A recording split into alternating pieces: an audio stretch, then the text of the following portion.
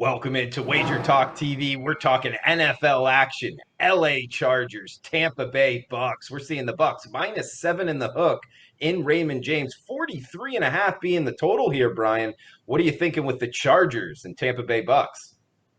Yeah, I think this line may be a little bit too high here. You take a look at the Bucks, the offense. Obviously, we all know they've got a lot of talented players in that offense. But if you take a look so far this season, they're 22nd in yards per rush and 26th in yards per rush, 22nd in yards per pass. So the offense hasn't really clicked yet, and you wouldn't expect it to click when you have so many new players on the team in the skill positions. But the Buck defense ranks second in the NFL, allowing only 2.93 yards per rush, eighth in defensive yards per pass. So the defense for the Bucks has been really good so far. But something that unfortunately I didn't know coming into last week's game. I heard it after the game, but the Panthers beat the Chargers last week, 21-16, and Carolina was about a 6.5-point underdog. A lot of people were on that side, but Carolina had a big advantage in that game as they had scouted Justin Herbert intensely before the draft. So they knew all about Justin Herbert,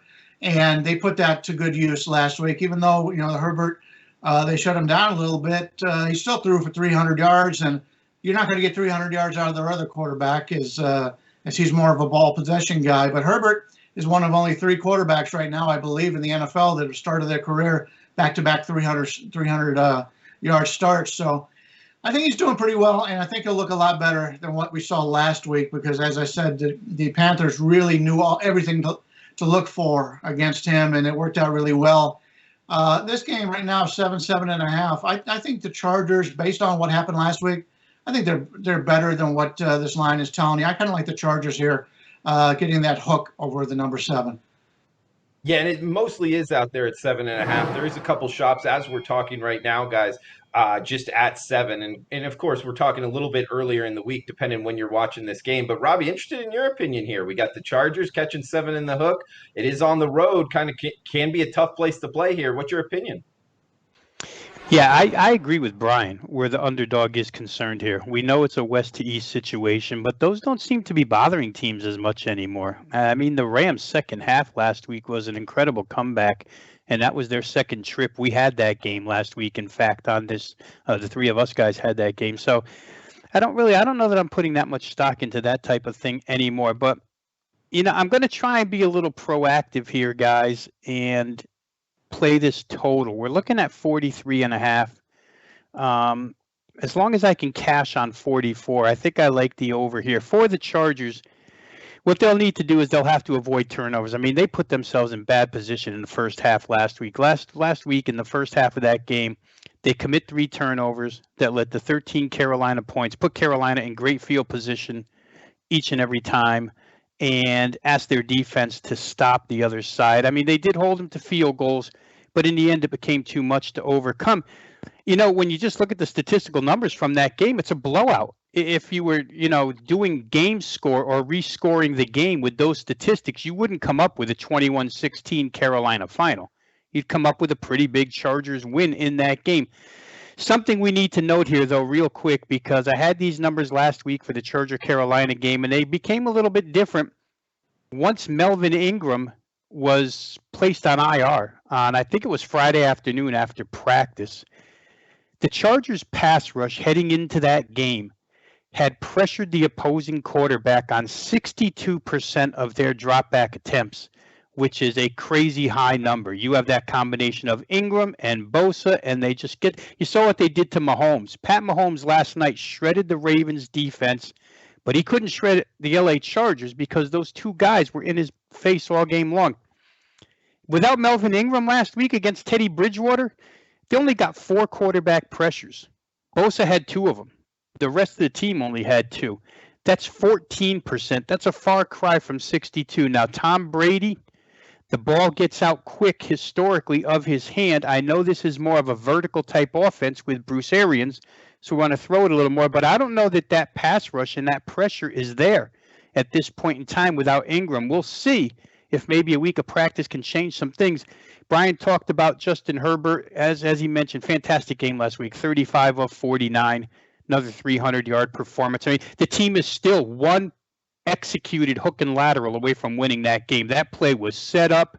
That play was going to go in for a score, and Keenan Allen just kind of botched the pitch.